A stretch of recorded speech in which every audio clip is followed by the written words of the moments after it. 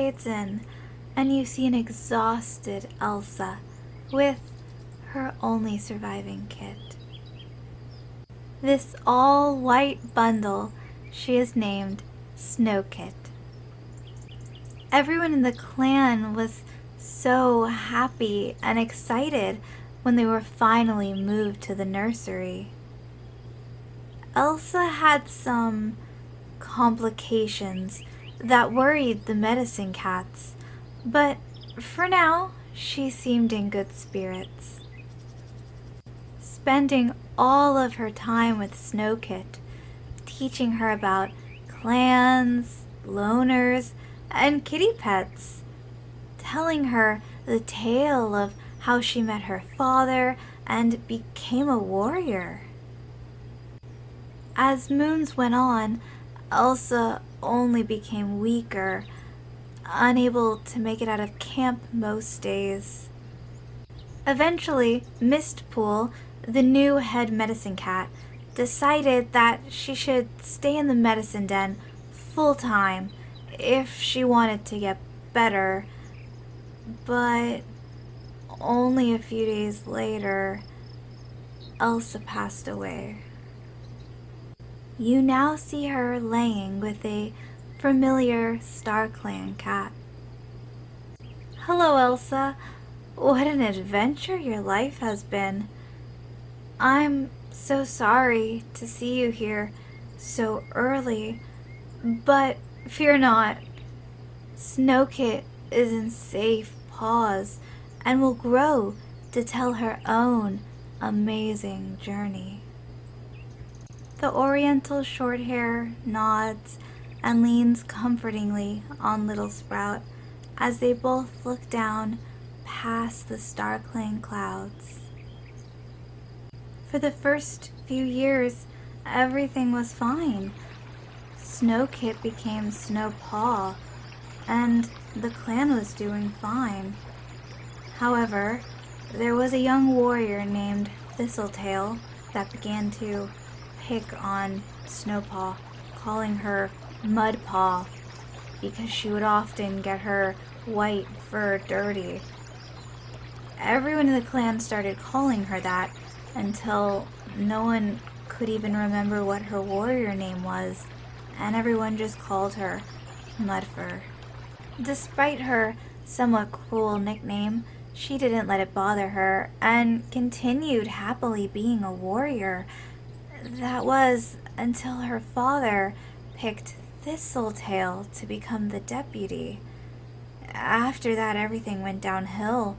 He became sick. And Thistletail wouldn't let anyone visit him. She would sit outside the medicine den and just guard it.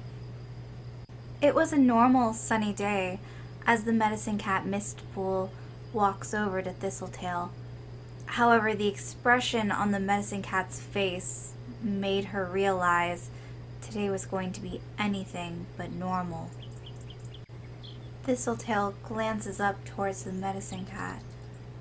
How is he? Her voice low. Mistpool's ears flick nervously as she realizes this conversation might not end well. I'm sorry. He is gone, she says. There was a few moments of silence. That means I'm leader? Her brows furrowed with a mixture of emotions. I wish I could have saved him, but it was already too late. She bows her head. The medicine cat slowly leaned in before saying her next few words. Maybe it was for the best? Well, it is for the best. My father has been leader for too long now. She stood to her paws. I'll begin thinking about who to choose as deputy. Mistpool looked down at her paws for a moment before responding. I know he didn't treat you the best, but in his last moments, he wanted you to know he was sorry for everything. She pauses a bit nervously. He also wanted you to know something else. This warranted a very angry glare from Thistletail. He could have said that while he was alive. Her ear flicked at Mistpool's second comment. What? The yellow-coated she-cat grimaces. He wants Mudfur. He wants her to be your deputy. She braces herself for the oncoming anger. The fur along Thistletail's spine raised up slowly. Why am I not surprised? Her tone was full of venom for the mention of Mudfur. He always loved her more than me. Mistpool quickly nodded. I don't think that he should be really getting a say in who gets to be the deputy, but you know. Her voice trailed off. No, it's fine. If that mange pelt wants her to be in the line of danger, then fine by me, she spat. I'm the leader now, anyways. She stood up once more. I guess it's time to call the blasted meeting. Mistpool nervously moved closer to comfort Thistletail Star. Of course, we'll figure this out. I know we will. Thistlestar moved briskly away from Mistpool before she could even finish her sentence. Just like my father to ruin my first day of power, she said before storming off. The mostly blind she-cat could tell that Thistlestar had already walked off, but still whispered after her, I'll always be there to support you. After all the cats were gathered, Thistlestar took a deep breath and spoke. Sadly, our great leader has passed on. I will be taking his place. Mudfur began to weep for her father softly. She had known that he was sick, but didn't realize that this was his final life. Thankfully, Mothrose was there to comfort her. He too had just recently lost his father, Lionpad, a senior Shadow Clan warrior. After a few moments, the two cats looked back up at Thistlestar, who continued. Before I go and get my 9 lives, I must decide on a deputy. The brand new leader tried to force down a growl as she looked over at Mudfur with a narrowed gaze. You. There was lots of gasps and shock from the crowd. There was plenty of other senior warriors. With the clan's eyes locked on Mudfur, she nervously walked over where the deputy sat before looking up at Thistlestar. Now, with that all over with, she puts on a fake smile. Crow-Kit, step forward. A small dark-coated kit emerges from the crowd and looks wide-eyed and nervously up at his new leader. You have reached the age of 6 moons, and it is time for your apprenticeship. You will train under Mistpool as a medicine cat. Mudfur gave Crow Paw a reassuring smile. She didn't know a lot about this kit. They found him in the territory, but she was happy for him nonetheless. The apprentice's eyes lit up as he pranced over to Mistpool. "Thank you! I'll do my best!" After everything settled, Littlestar glanced over at Mudfur for one final time before calling out, "Meeting dismissed." Mudfur waited for Littlestar to leave before quickly making sure that the patrols were all taken care of. This was gonna be hard being deputy, but she didn't want to let down her clan. A few days later, Mudfur finds herself sitting next to her favorite pond, just staring into the water. She just sat there and wondered, why was all of this happening? Why did Littlestar pick her as deputy? But quickly she was interrupted by two frogs swimming around, and she couldn't help but smile. I wish things will look up for me and the clan."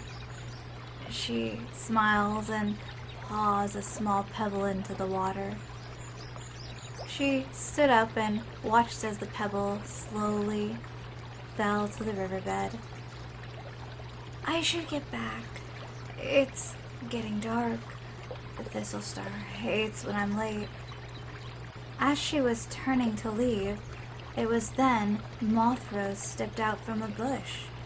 His ears perked up at the sight of the pale-colored feline.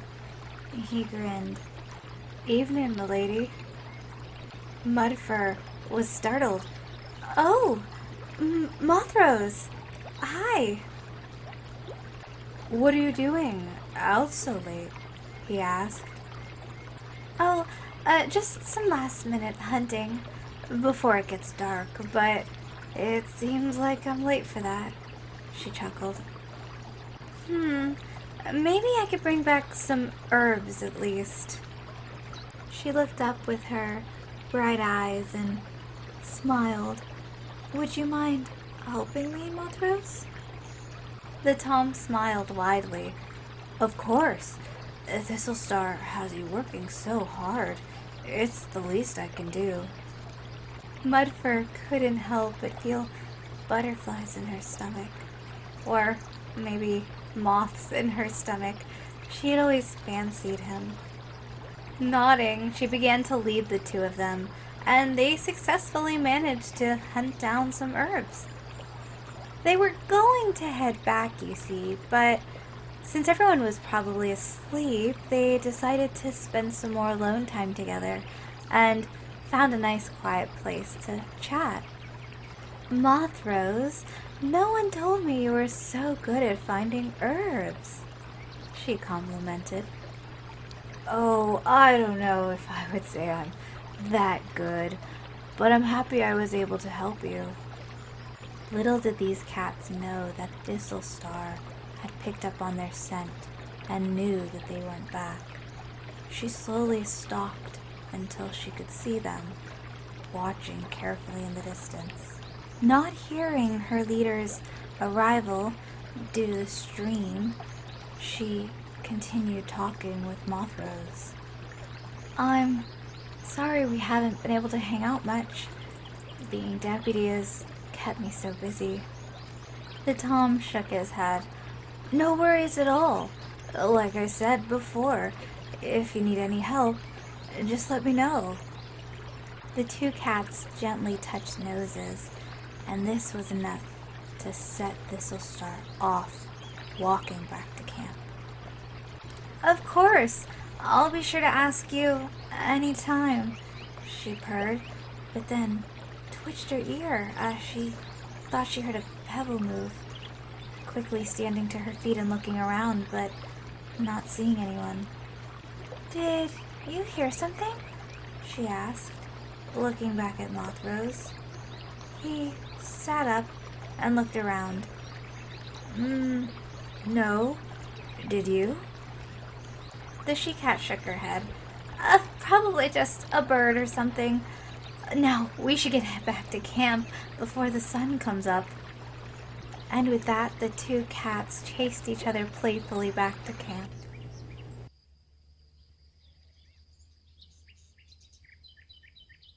It is now a few days later, and a warrior named Ivypelt has found his way into the medicine den, but Miss Pool is using this as an opportunity to mentor Crowpaw. That is, until they're interrupted.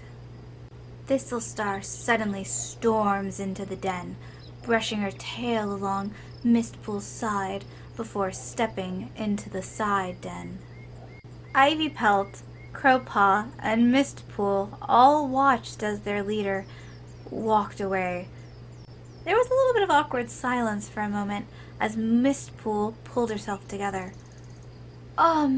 Crowpaw, keep helping Ivypelt. I have something to attend to. Before either the apprentice or injured warrior could respond, she was already walking over to Thistlestar.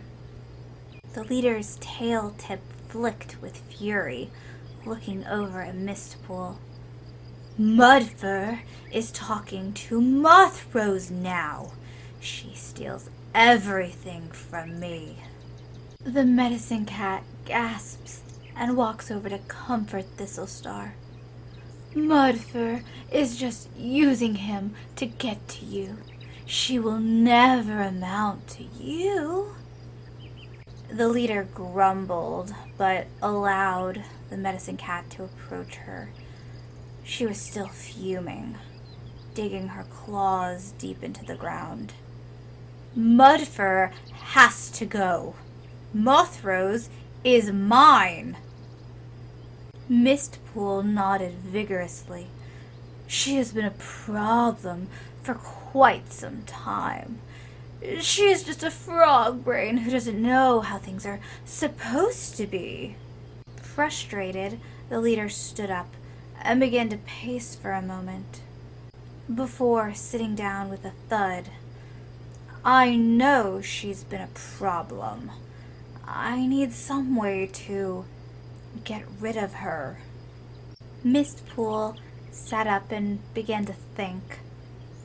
I mean, the Thunderpath is always a good place to make sure she gets hit. Just thought. The medicine cat didn't realize that Thistlestar was glaring at her at this point.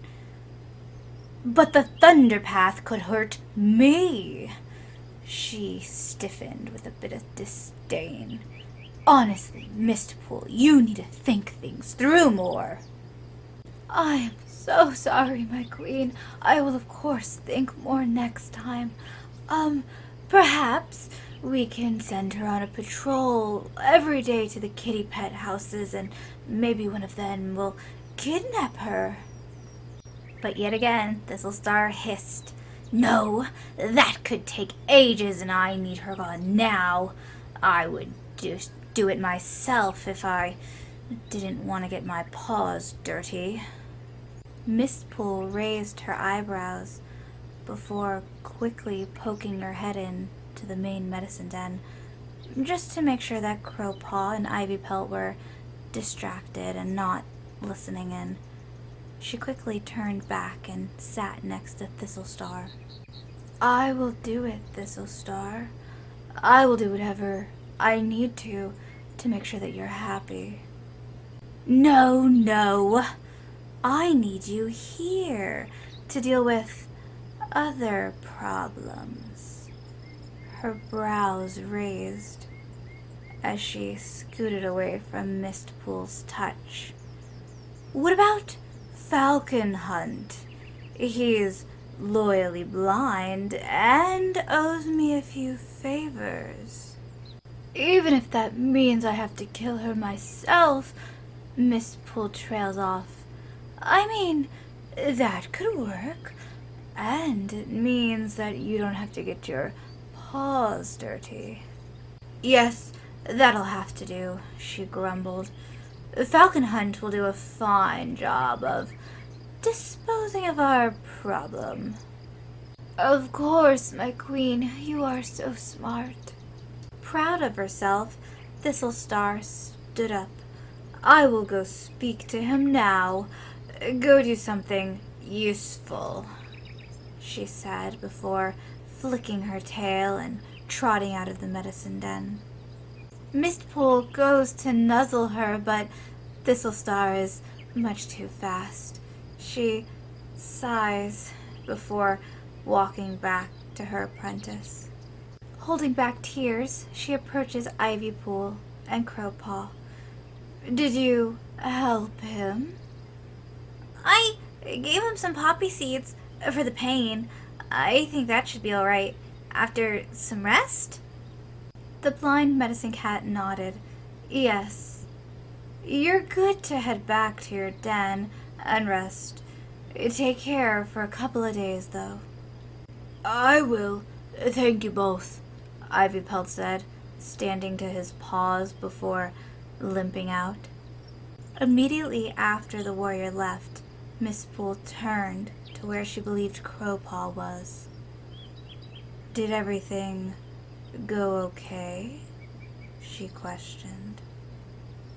Crowpaw nervously looked up into her blue eyes, mumbling a soft, yeah, before turning to fiddle with some herbs.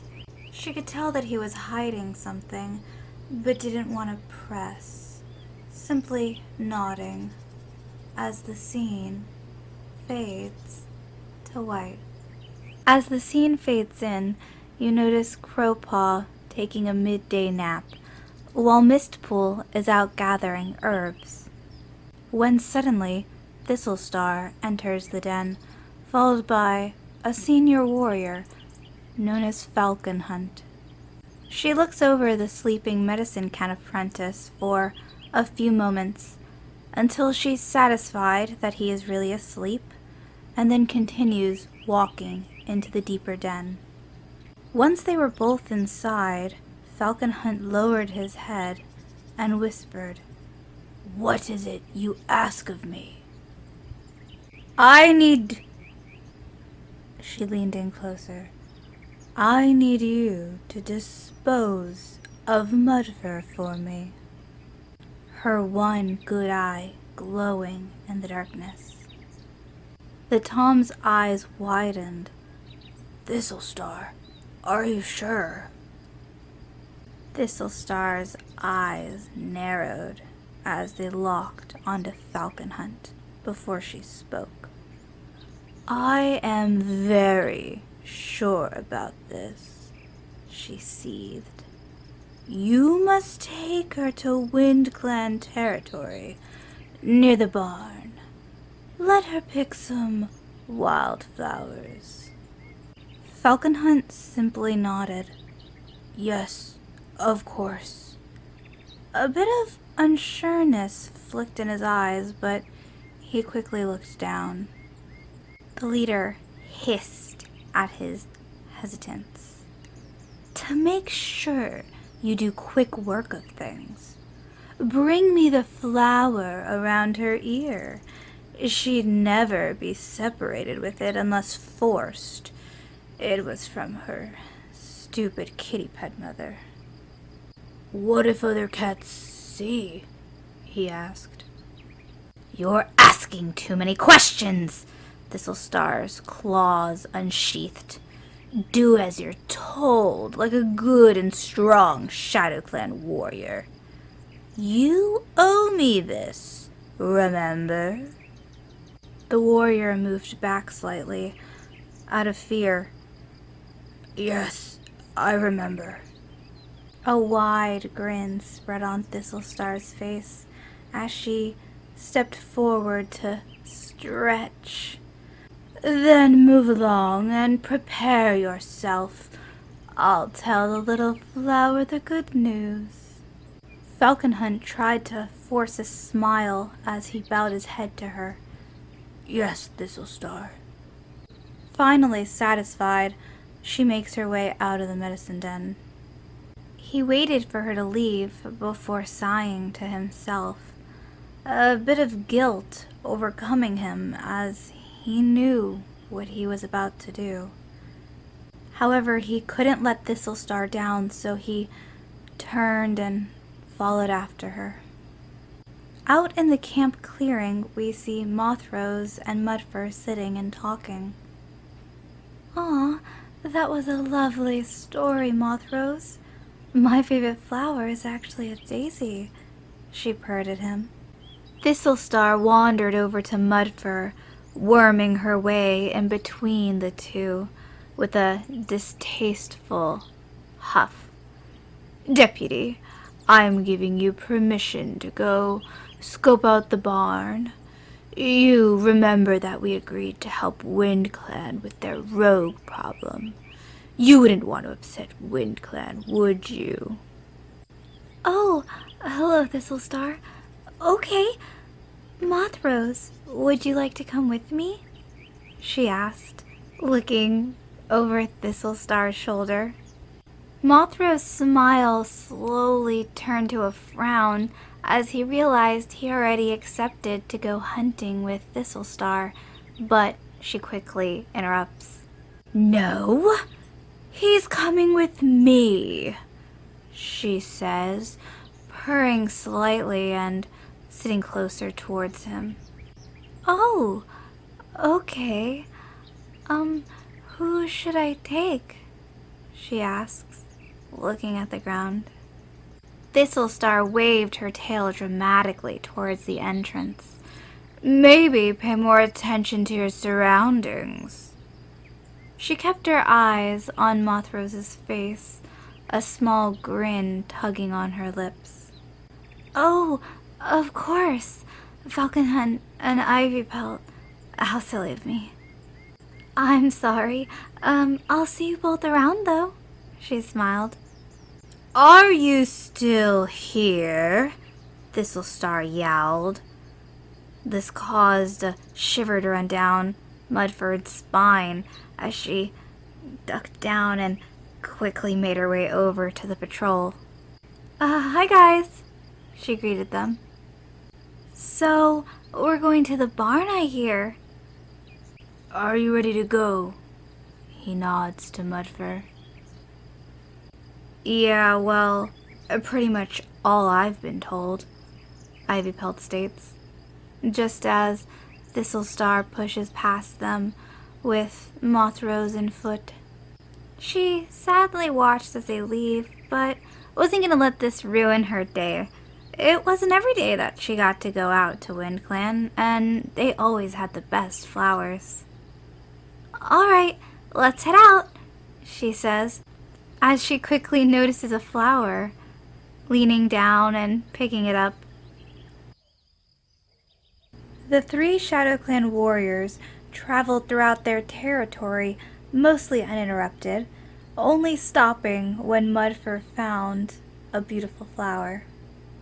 That is until they reached the Thunder Path, where it became very loud, but thankfully they knew a path to go underneath it.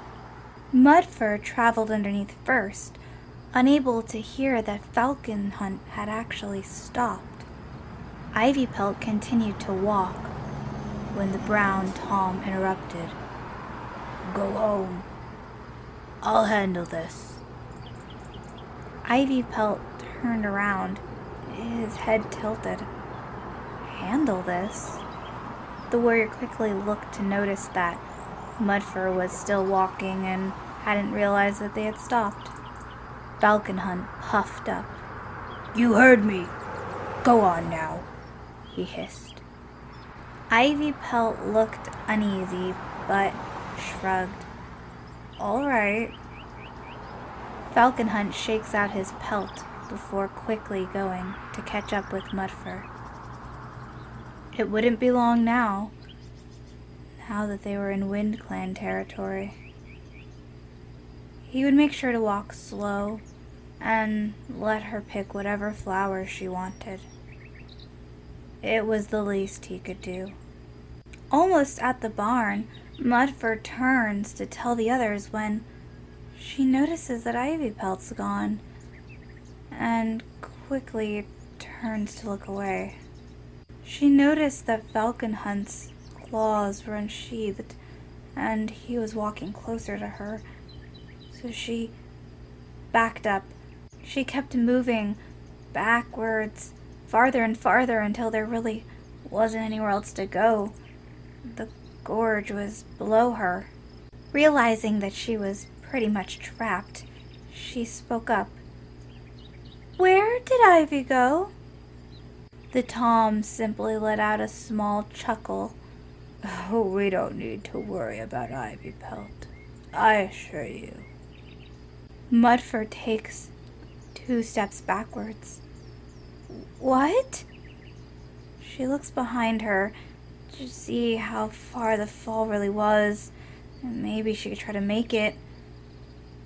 But Falcon Hunt moves closer, raking the soil with his claws. "What do you want? Why are you doing this?" As deputy, I order you to stop," she begs.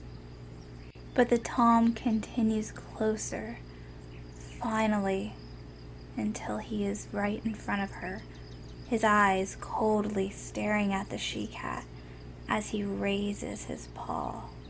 The white she-cat instinctively covers her head with her paw.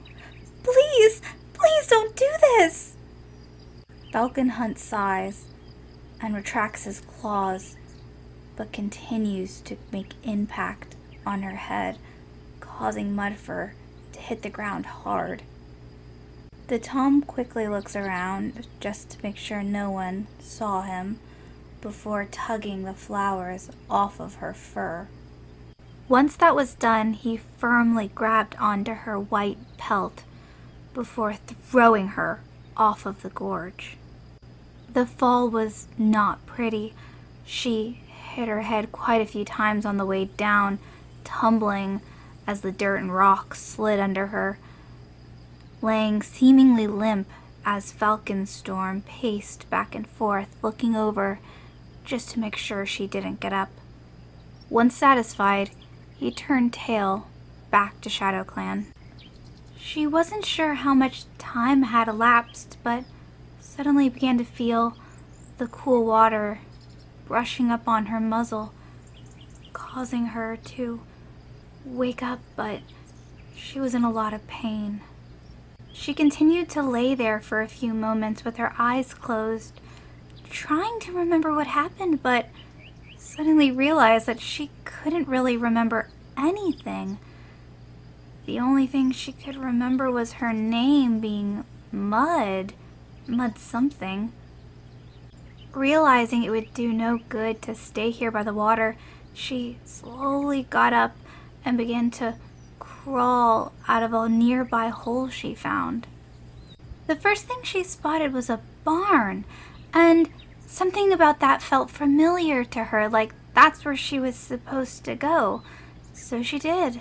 She slowly limped towards the barn. Everything still felt very slowed down and woozy to her. She needed to find somewhere safe to rest, at least for tonight. Only a few wobbly steps in the barn, she thought she heard something behind her. Slowly turning around to notice the door was suddenly closed, but not seeing anyone there. She tried to open it, but her body was still in so much pain that she figured it was best to just leave it closed for now, when she thought she heard something from above. Quickly turning around, but again not seeing anything. Maybe this barn just had rats. Something good for breakfast, she thought. She tried to sniff around to see if she could pick up on any scents, but her nose was too damaged from the fall to be able to make anything out. So after one good look around, she decided to lay down in a soft hay nest and try to get some sleep. Tomorrow she would figure everything out. As the sun sets outside, the scene returns to ShadowClan, where we can see that Littlesprout has held an emergency meeting. She stood there for a few moments, waiting for everyone to settle down before she addressed them. I have some news for you all. It is unfortunate that I have to announce that Mudfur has been taken to StarClan from a rogue attack. Falcon Hunt was with her on patrol, and he tried his very best, but I guess there was just too many of them, she says, her tail waving dismissively as she sat down. Now I must pick a new deputy. Moth-Rose, she grinned down at the Tom. You will be my new deputy. The clan all cheered. He was a very good warrior and very well liked within the clan. May StarClan guide us through this tragic loss. Meeting dismissed, she last said before leaving the rock. Later that evening, Thistlestar found herself out on a walk with Mistpool, her medicine cat. They were enjoying the moonlight when Mistpool spoke up. Everything is perfect, isn't it? Now that Mudfur's gone. She could tell that Thistlestar still wasn't happy, so she continued. And now that Moth-Rose is deputy. I guess, Thistlestar muttered. Her eyes narrowed as she thought back to the meeting. Moth-Rose didn't even seem pleased with me. Picking him for deputy and all. Mistpool gasped. What? Why not? I would have happily been your deputy. Her paws gently pawing at the ground nervously. You know you can't do that, Thistlestar snapped. You're a medicine cat. I wouldn't have chosen you anyways with... She trailed off, looking into Mistpool's foggy gaze before looking away. You wouldn't do a good job anyways. The she-cat froze at the harsh tone. Trying not to cry as she continued. Of course, whatever you feel is best. Thistlestar stiffened, looking away with a bit of a conflicted look. You're better in the medicine den anyways. I couldn't have Crowpaw all alone in there. There was a bit of silence as fireflies surrounded them and the stars slowly were covered by clouds. Mistpool looked back at Thistlestar. Thank you, Thistlestar. I will fit any role that you need me to. Yes, I know, she muttered through a dramatic sigh. And I think you're right. Moth-Rose just needs a little time to forget about that slime-faced Mudfur, and everything will be perfect. Mistpool nodded. Of course. She slowly scooted over, closer to Thistlestar. I'm sure everything will work out just perfectly. The leader grumbled as Mistpool neared her, standing quickly to her own paws. We need to go back to camp now. It's getting late. Yes, of course. The clan needs you, the medicine cat says as her face grew warm in embarrassment. Yes, they do, she began, walking off with her tail tip lashing, not really caring whether Mistpool kept up or not. However, much to Thistlestar's disgruntle, Mistpool kept up the whole way as they headed back to camp. As the scene fades in, you see a few young, curious cats slowly begin to approach the sleeping Mudfur. A quiet voice from behind the hay could be heard whispering, "What is that?" The orange-coated Tom, who also appeared to look the oldest, slowly peered over to get a better look. "I'm not too sure, but You can see them too, right? As the orange and black cat kept their eyes fixed on Mudfur, two other cats slowly came out to join them. A grumble could be heard coming from the black cat. What is she doing here? I'm not sure, Fairy responded. She doesn't even smell like anything. Well, I could get closer, Flick said, puffing out his chest. Just as Flick was about to take a step forward, Fairy put his paw out to stop him. Hang on. He hopped over to the nearby crate, trying to get a closer look. It was at that moment that Snowfur's body shifts a little bit in her sleep, causing all of the cats to scatter.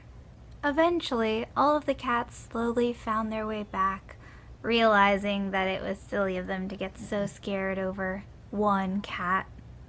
Fairy was the first cat, like usual, to kind of lead the way and hop back up on the hay bale. Flick was quick to follow, the fur on his spine raised. Yeah, probably just some warrior.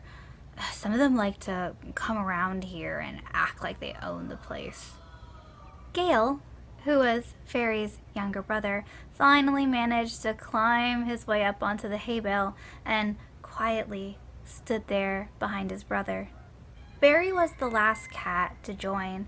He was usually a little bit more nervous about new things. Are all warriors evil? From what I remember from the He paused, not wanting to move forward with the topic and just kind of looking away. Before Fairy had a chance to ask if Barry was okay, Mudfur's ears twitched towards the sound of the rustling hay, and her eyes fluttered open. Flick was the first cat to instinctively leap backwards. Gale, realizing what was happening, quickly skittered underneath his brother's legs. Mudfur slowly turned and looked at each cat before giving a sympathetic smile. Oh, hi there. Oh, hello there, Fairy said in his usual excited voice. A tiny voice could be heard squeaking. It talks? I thought it was a ghost. Barry took the opportunity to slowly slink farther away from the mysterious cat and hide behind Flick, who scowled. Oh, stop being a timid mouse. Mudfur sat up, looking around a little awkwardly again. Who are you all? She purred, hoping to hide her confusion since she couldn't remember much of anything. Flick instinctively leaped to his paws, his tail high in the air and chest puffed out. Who's asking? Barry also took a step closer, but chuckled. There's no need to be rude, Flick. She looked down at her own muddy paws, and something about that felt very familiar, so she answered, I think mud. All four cats tilted their head at the same time, Fairy questioning. You think? The kit chirped up again. Mud? That's kind of a silly name. When Barry stepped forward, his steps were quiet as he approached. I think that Mud is a nice name, he mumbled. Her ears lowered. I'm sorry.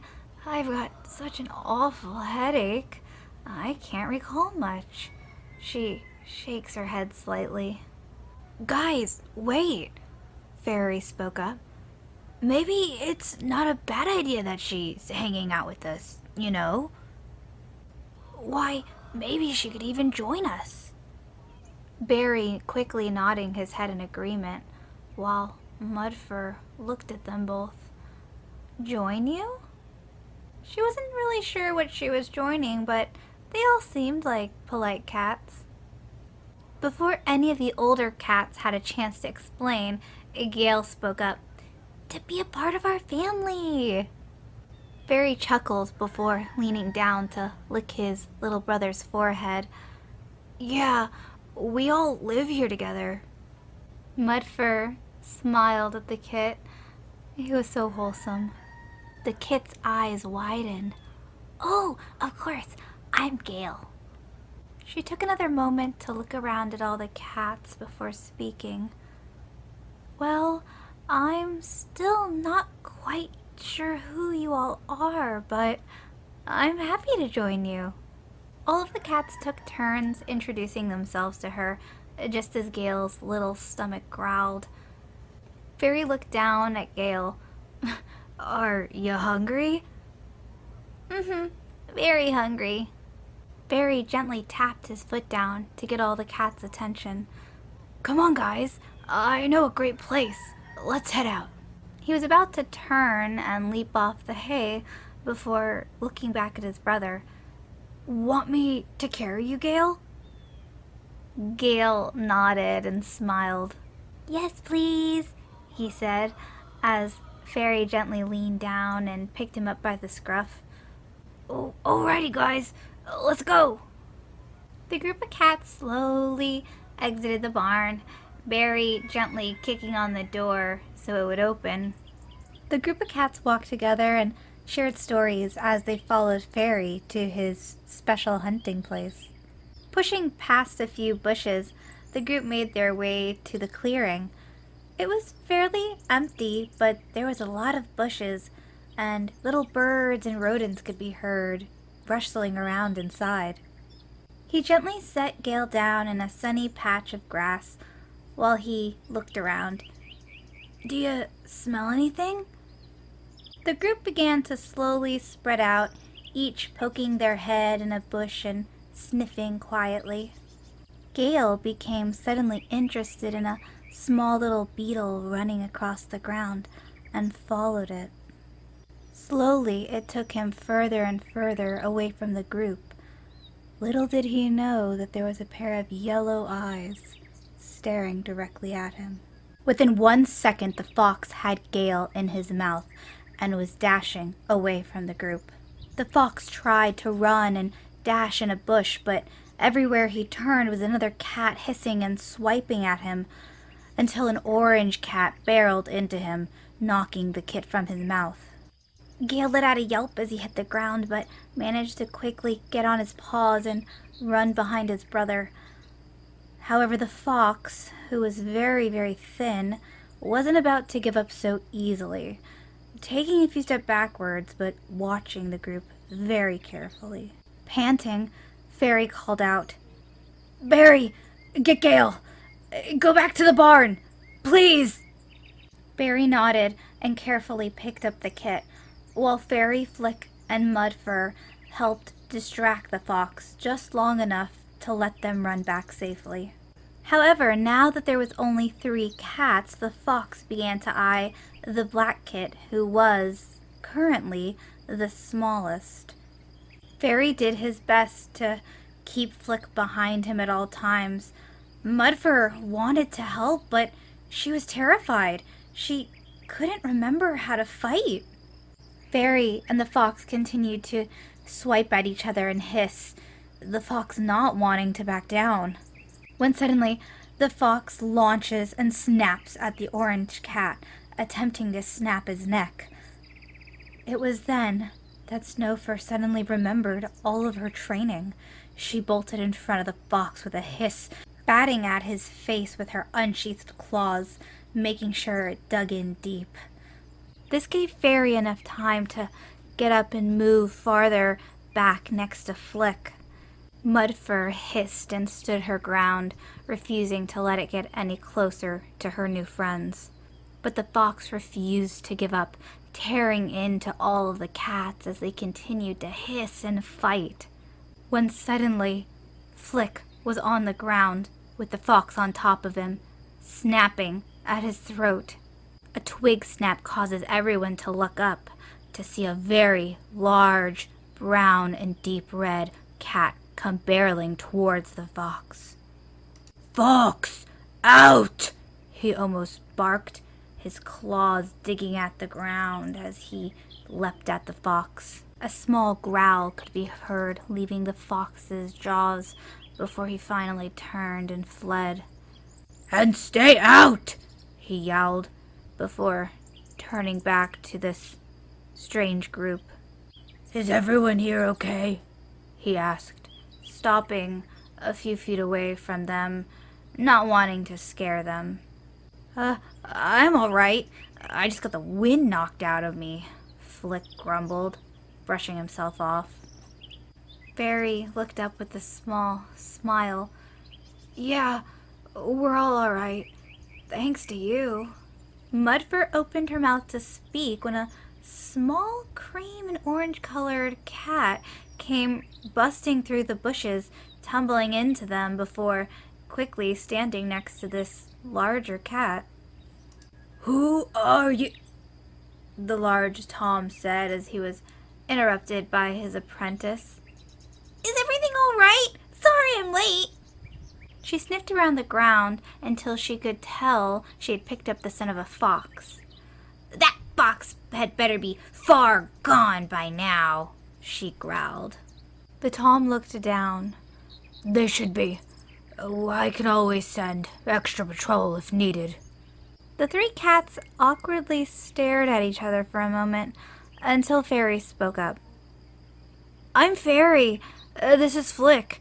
And on my other side is Mud." "I wanted to thank you so much for saving us. That fox was ruthless." The deputy nodded, eyeing Mud in particular, as if he recognized her. "I see. Is there anything else we can help you with?"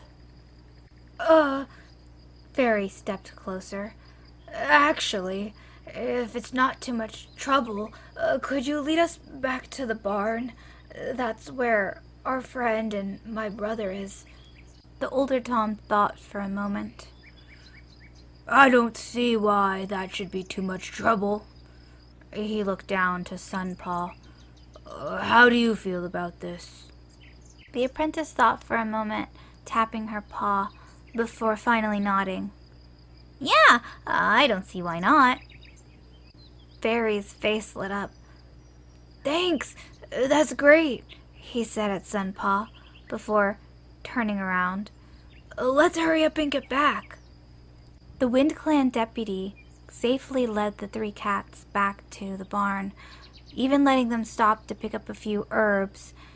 They had quite a few scratches, and it seemed like they would probably need them. You watch as Fairy, Flick, and Mudfur all hobble into the barn, their mouths full of herbs. Thankfully, Barry and Gale were safe in the barn, and it didn't take long for Barry to begin healing everybody else, just as Fairy looked at the group. "Is everyone okay?" Flick simply shrugged. "I'll be fine." "That was really scary," Fairy added. "I'm sorry I got you guys all mixed up with that fox." "Yes, it was scary, but you can't beat yourself up. It wasn't your fault." Gale let out a small, nervous mew as he shook. "Hey, it's all right to be afraid, but you've got us to keep you safe," he purred and comforted his brother as the other cats all nodded in agreement. Barry waited a few moments before speaking up. "Luckily, none of your wounds look like they'll have any permanent damage, just as long as we make sure to keep them clean," he purred. Mudfur looked down at her injury. Barry had done a very good job. It already began to stop stinging, but she looked over at him. "How do you know so much about herbs and healing, Barry?" But at this question, the young Tom's eyes softened and he looked down at the hay. "Well, my father was a clan cat, a medicine cat. His voice trailed off. And, well, medicine cats aren't supposed to have kids, so when the clan found out about me and my siblings, they forced us to leave. Mudfur frowned. I'm so sorry. That's horrible, and that should never happen. Barry nodded sympathetically, but then smiled. But I'm really glad that I'm here now. Fairy found me, and Flick was already with him, and they treated me just like family. The young cats began to retell tales of adventures they had together when Gale quietly speaks up. Mud? Yes, little one? She tilts her head. Have you ever had any friends before? He tried to ask. Mudfur kind of froze at the comment for a moment. A little bit of a worried expression on her face. I'm not sure. I feel like I did. Let me see, she says, staring off into the distance as she tries hard to remember anything. Wait, I remember my mother? She had the prettiest fur and a bell. So, not a clan cat, right? Wait, though. My father, he was leader? She began to feel dizzy as all of these thoughts began to return. One after another, they became stronger until she remembered him. Mothrose. I think I'm a clan cat.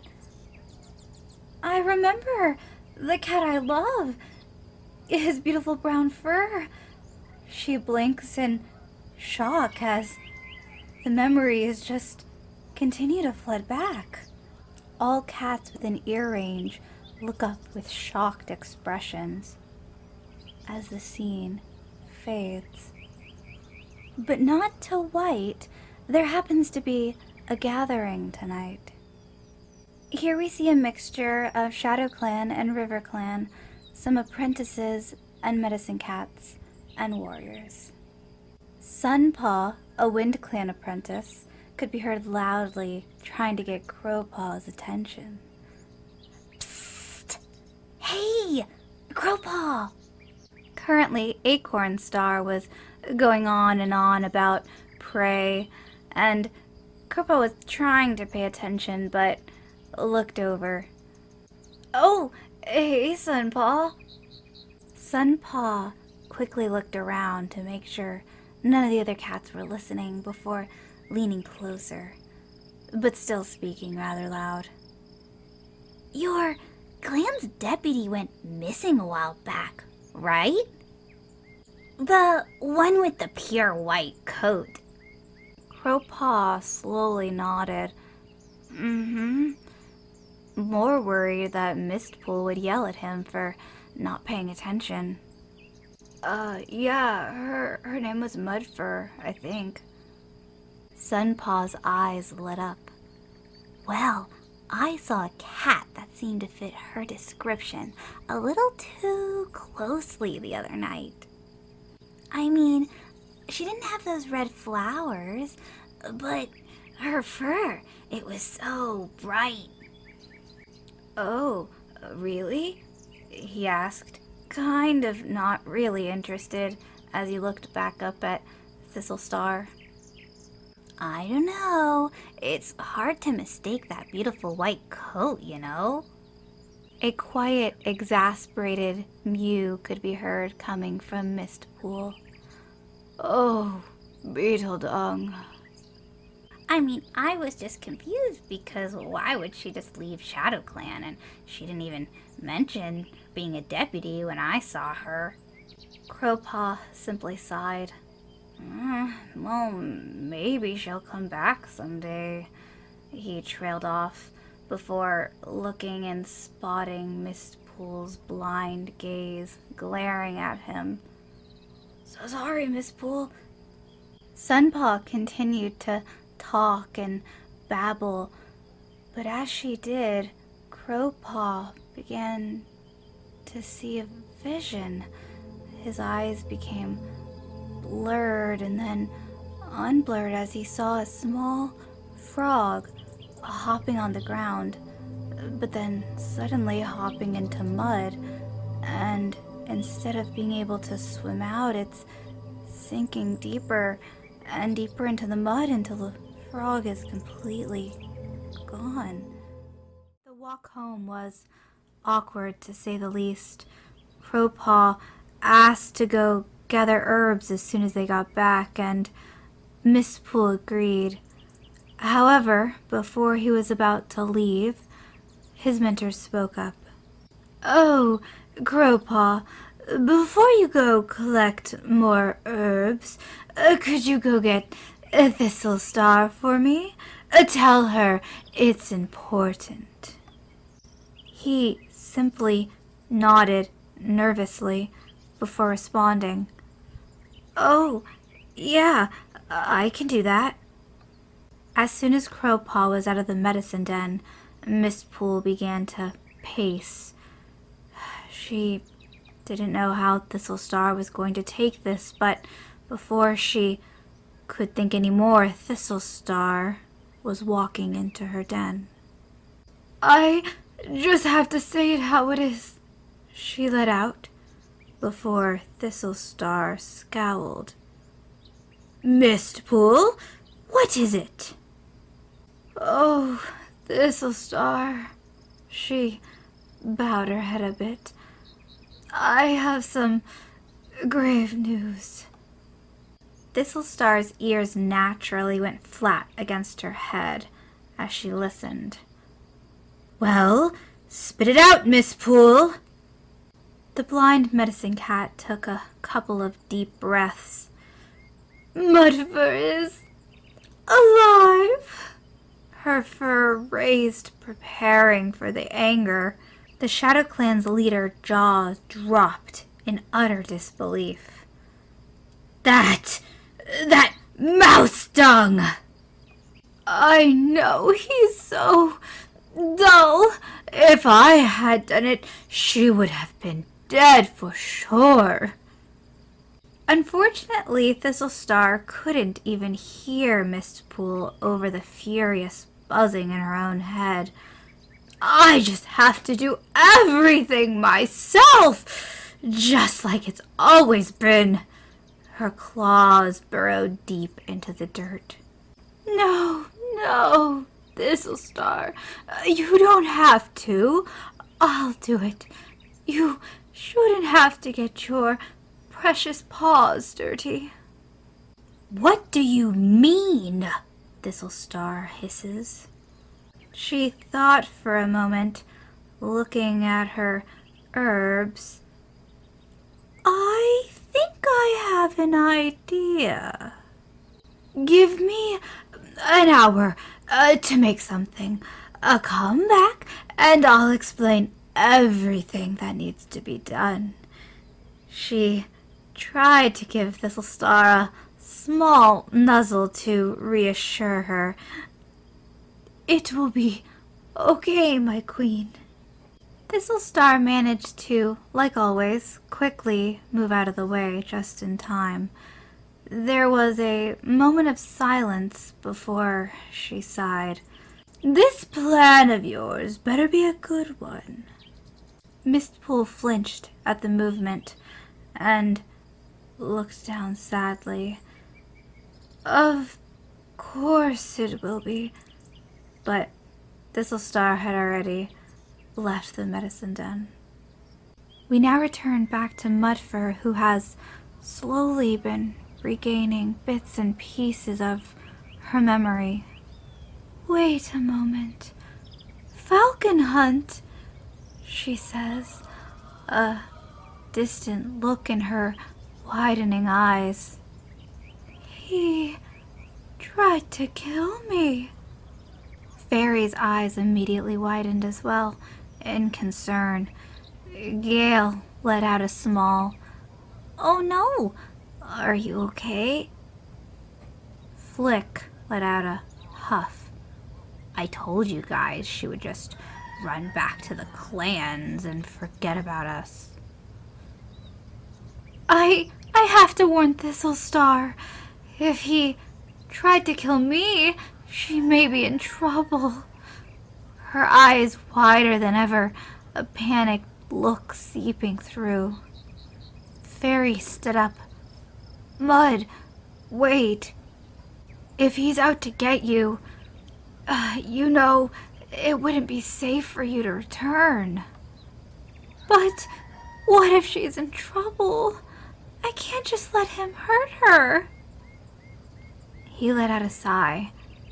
But you could get hurt going by yourself. A few teardrops fell from her eyes. Well, what should I do then? It was quiet for a moment before Fairy spoke up. We'll go, as a group. You should stay here, with Gale. You're one of us, Mud, and we're here to help. Barry simply looked back and forth, not really having much to say. The group of cats spoke until it was decided that Fairy, Barry, and Flick would go back to Shadow Clan and talk to Thistlestar, telling her to come back and meet them at the barn. That way, Mud could speak to her alone. I will protect Gale until you come back with Thistlestar. You have my word. I would never let anything happen to them. Flick simply grumbled, "You better," before looking away, ready to leave already. "And I'll protect Mud," Gale said proudly. Barry couldn't help but let out a chuckle as they both smile at the kit. Well, we'll be back before you know it, okay? Thank you all so much. We'll be waiting. Bye, guys, the kit says. Alright, let's go. Come on, Fairy says as he leads the group out. Opening the barn door, they noticed that it had started to rain, but that wouldn't stop them. Not today. We returned to Shadow Clan to see a frantic Mistpool crouching over and sniffing herbs. Where are those herbs? I can never find them when I need them. When suddenly Crowpaw returns from gathering herbs. I couldn't find a ton, but I did find some.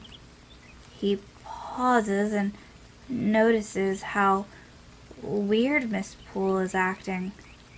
What's going on? Oh, Crowpaw, it's nothing to worry about. She rushes to look around again. Just come help me. With what? He replies. Just do what you're told, she says in a frantic and harsh tone. Crowpaw opens his mouth to speak, but stops and begins to look around. Grab that frog off the shelf, she orders, and he quickly does as he's told. Carefully, he picks up a slimy, wiggly frog, bringing it over to Mistpool, looking very confused at what she was going to do with it. Satisfied with the frog, she turns and mumbles, Berries! Where did I put those berries? Crowpaw tries his best to hold on to the frog as it slips out of his mouth every once in a while, picking it up again. "What is this even for?" he mutters. "Oh, there they are," she finally says, relieved, and bringing the berries over to Crowpaw and the frog. Just as Thistlestar barges into the den, fully fluffed up and furious. "All right, Miss Poole, you better be ready to finally explain whatever you think will work." Miss Poole quickly hands the berries over to Crowpaw and whispers, "Crush this together." Thistlestar was completely focused on the frog, frowning. "Is this a joke?" "Oh, Thistlestar, it's not. I promise." "Then you better start explaining yourself." Thistle scowled. "Crowpaw, put the berries that you crushed all over the frog. Wash your paws and then wrap it up in a big leaf. Hurry." "What?" Crowpaw asked, but continued to do what he was told.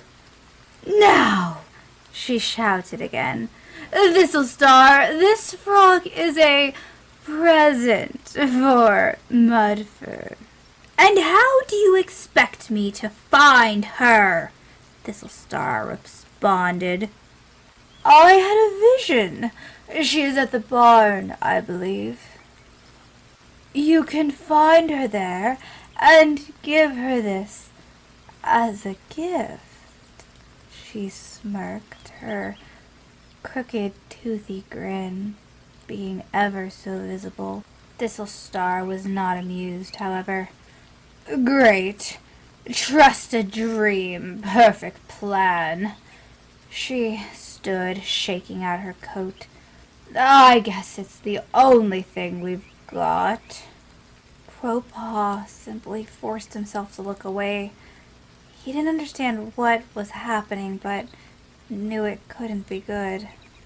However, Thistlestar simply snatches up the leaf-covered frog carefully, making sure that she didn't touch the berries at all, turning to leave before suddenly stopping.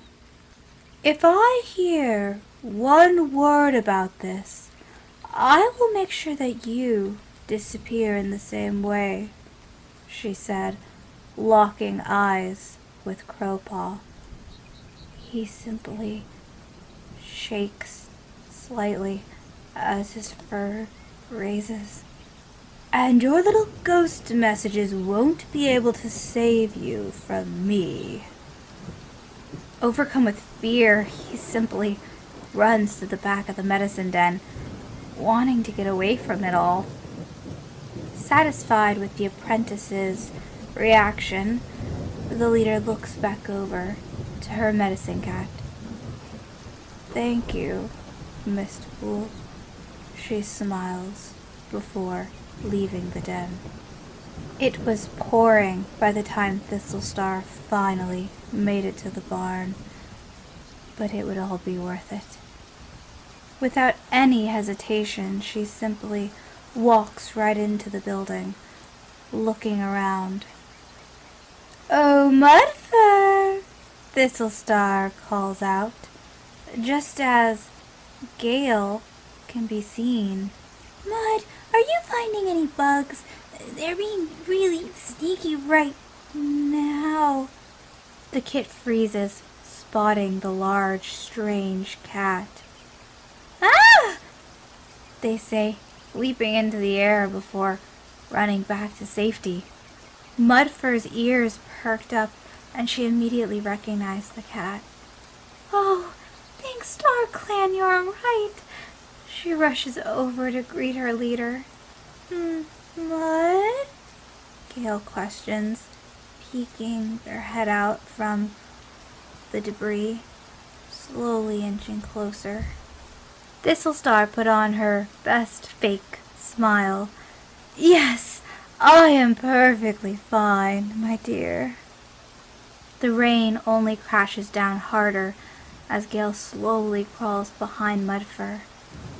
I'm so glad they went to find you. It's all right, Gale. This is Littlestar. Hello, the kid says shyly, now hiding in between Mudfur's legs. There was a hint of confusion on her face, but it was quickly buried by her grin once more.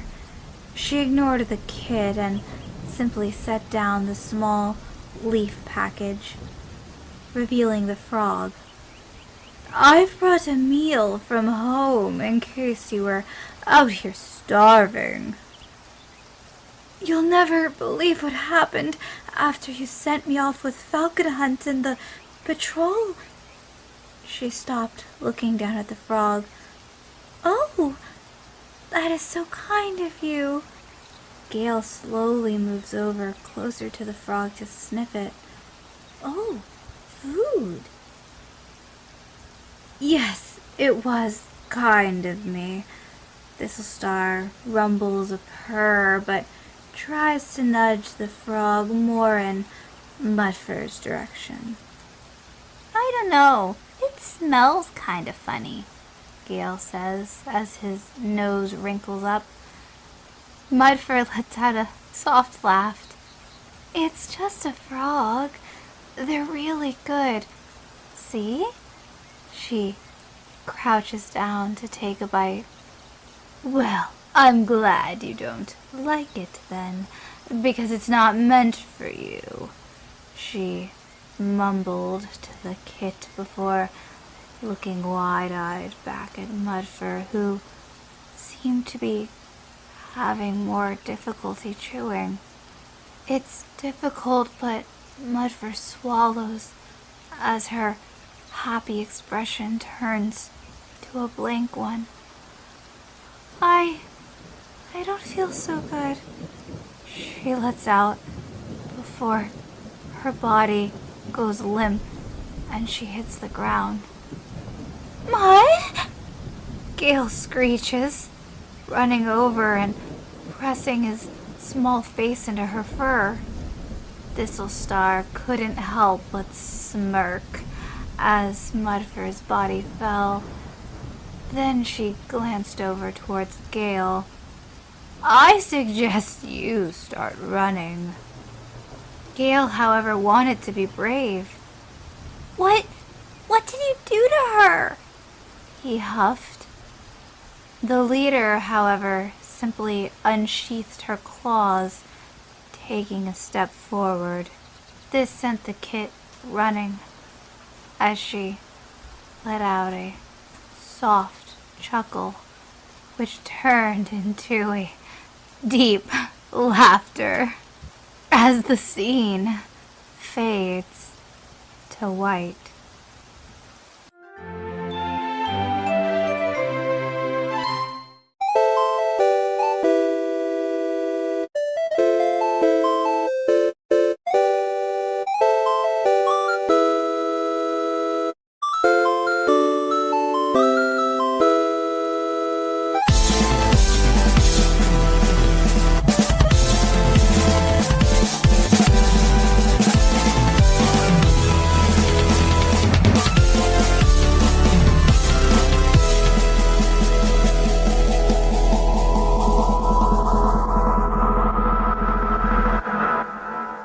We now return to Mudfur's Wish, Episode 5. The rain continued to pour as Fairy led the group back. This group including Moth-Rose and Crowpaw. Just as they began to enter the barn, Littlestar exited, her maniacal crackling laugh still lingering. I'm free! Finally free! She strutted from the barn door just to be greeted by them, freezing in her step. Fairy's fur was the first to bristle in surprise. It's you! Flick quickly following. The Shadow Clan leader eyeing the younger cats for a moment before looking over at Moth-Rose. Oh, Moth-Rose, you've come to see me, she purrs, taking a hesitant step forward as he puffs up to greet her, his lips curling. "Save it! Crowpaw told me everything." All of the cats let out low growls and hisses. Flick even going as far as to unsheath his claws, as Thistlestar gasped, eyes quickly narrowing as she searched for a response. I don't know what you mean." "Thistlestar, move out of the way, now, or I'll make you," Mothrose growled. "We know her real name now. Where is she? What did you do to her?" Fairy says. Barry nervously took a step backwards and accidentally brushed up against Crowpaw's fur, his eyes widening as they never left Mothrose or Thistlestar.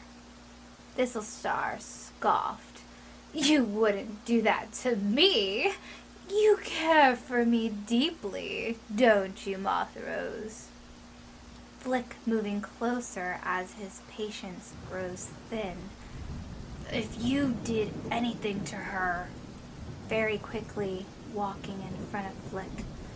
"Flick, stay back," he whispered. Mothrose had had enough.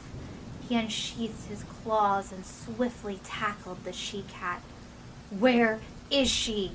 he spat. Thistlestar only looked away for one moment to lock eyes with Flick, beginning to say, "Oh, shut it," when she was cut off as Mothrose, her deputy, tackled into her, knocking her to the ground. Thistlestar, however, was not going down without a fight.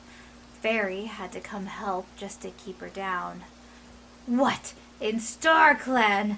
she gasped, kicking frantically at Mothrose's belly fur and swiping at Fairy's face. "Unhand me!" Flick eventually pouncing in to help with the fight as the group of cats continue to hiss and share claws. "She's gone! We're free of her problems," Thistlestar yowled, beginning to heave the toms off of her. "Gone? What do you mean?" Fairy said. With one final swift kick, she managed to worm her way out from under Mothrose. "Go check for yourself." And with that, Thistle turned tail and began to flee into the darkness. But Mothrose, Fairy, and Flick weren't going to let her get away with this. Crowpaw looked over at Barry. "If she's still in the barn, there's still time to save her." Barry turned to face the medicine cat apprentice. "Right. We need to get to Mud," he stammered. "Let's go," Crowpaw said, as the two toms hurriedly walked into the barn. It was then that they saw an all-white cat that they recognized laying still on the floor. But before they could say anything, a familiar kit comes walking over. "Barry?" Barry, immediately recognizing who it was, ran over. "Gale!" The two embraced. The kit quickly added, "There was a mean, big cat who did something bad to Mud." It was then that Crowpaw spoke up. "She's just asleep. I need to gather some herbs from the area." He gave a glance to the pair and then back at his old deputy's form. Sniffing around for a moment, his nose led him outside of the barn, where he quickly found what he needed. "Is she gonna be okay?" Gale asked, a few tears slowly rolling down his eyes. Barry looked over at the kid sympathetically and tried his best to comfort him. "Crowpaw said that she will be, and I trust him. Look, he's back," he said, just as Crowpaw re-entered the barn with a mouthful of herbs. The kid still didn't look happy. "Okay." He turned to look at Mud. "Please wake up, Mud."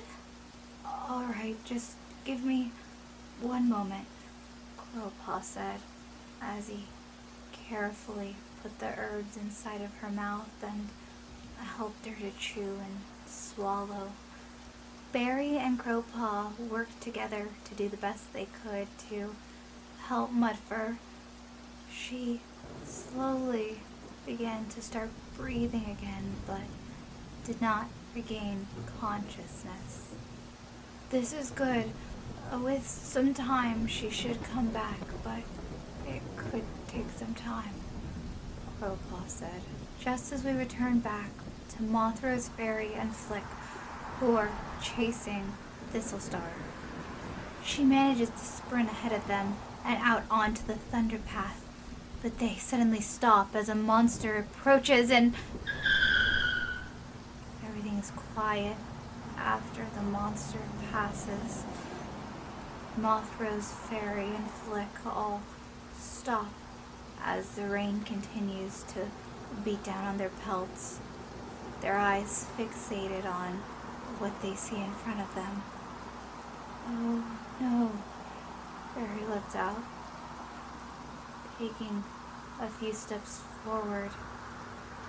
All three cats get close enough to see Thistlestar's limp body laying in the road where a monster had hit it. The group all just sort of looked at each other, not really sure if it was worth the risk going out there, when suddenly Thistlestar began to get up.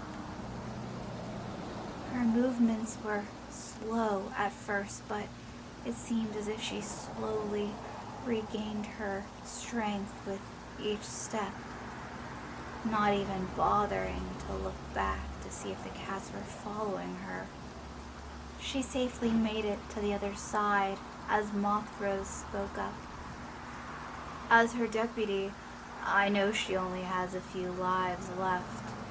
We shouldn't bother and should just head back. The two younger cats grimly nodded and quickly followed after Mothra's.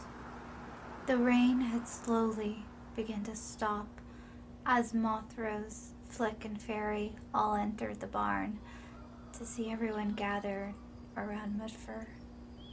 Mothra's let out a small, "Is she okay?"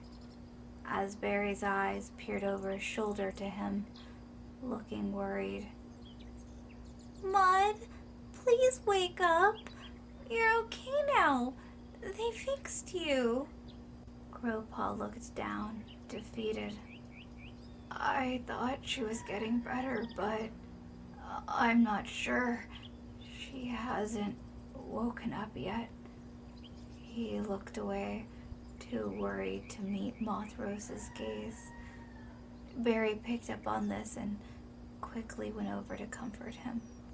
There was a few moments of silence as Mothra's ears flattened. He crouched down next to her face, pressing his forehead to hers, whispering softly, "Please."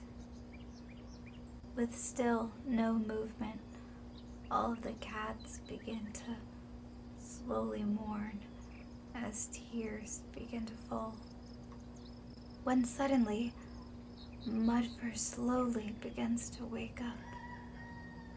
First her ears twitch, then her tail, then she slowly rolls over to her side, blinking and looking at everybody.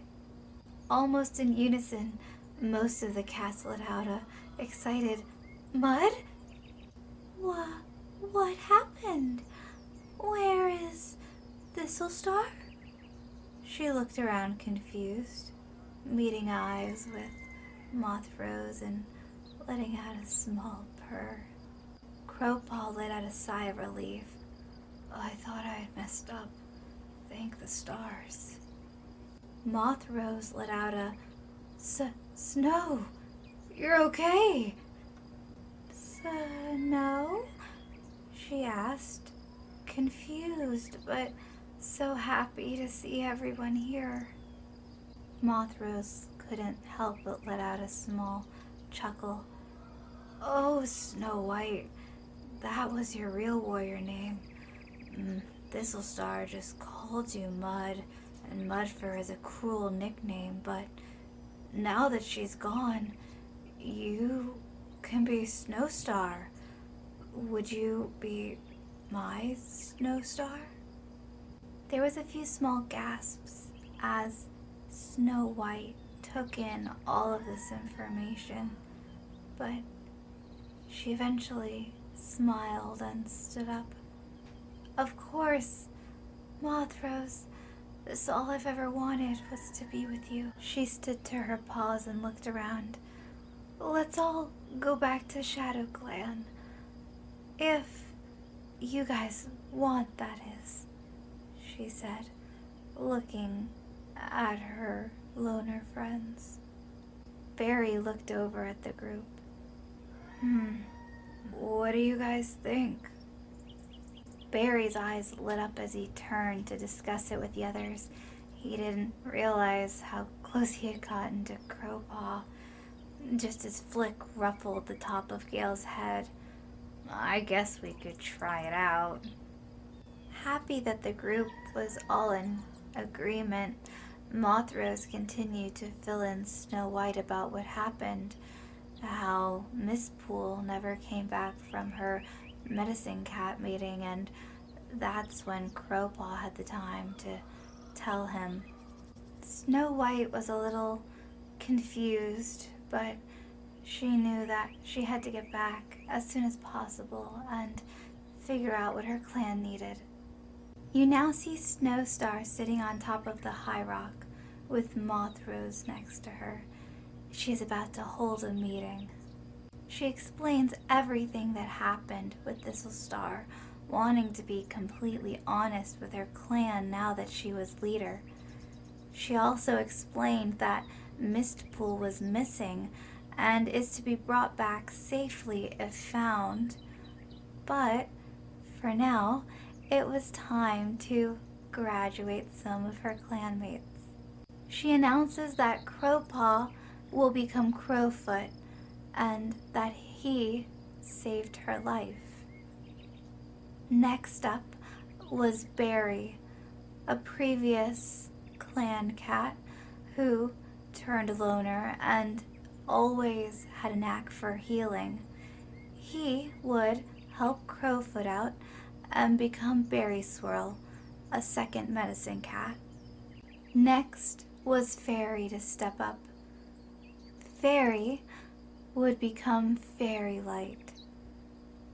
He was one of the bravest cats that she had ever met that wasn't a warrior. He would be able to become a full Shadow Clan warrior.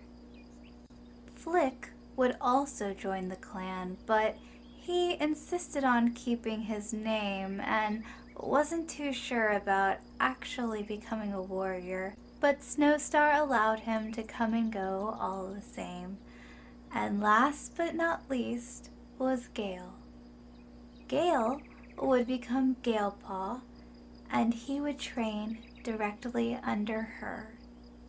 And with that finished, she calls the meeting to an end as the scene fades to white. However, the scene doesn't stay white forever. You now see what seems to be the last Medicine Cat meeting. You see Medicine Cats from Thunder Clan, Wind Clan, River Clan, and Shadow Clan, all slowly making their way to the Moonstone. Mistpool, usually being the slowest, is last to enter. But before she makes it even a few steps in, a all too familiar face comes to grab her. Thistlestar's claws sinking in deeply as she reaches for her medicine cat, pulling her back into the bush quickly. As the scene fades for its final time.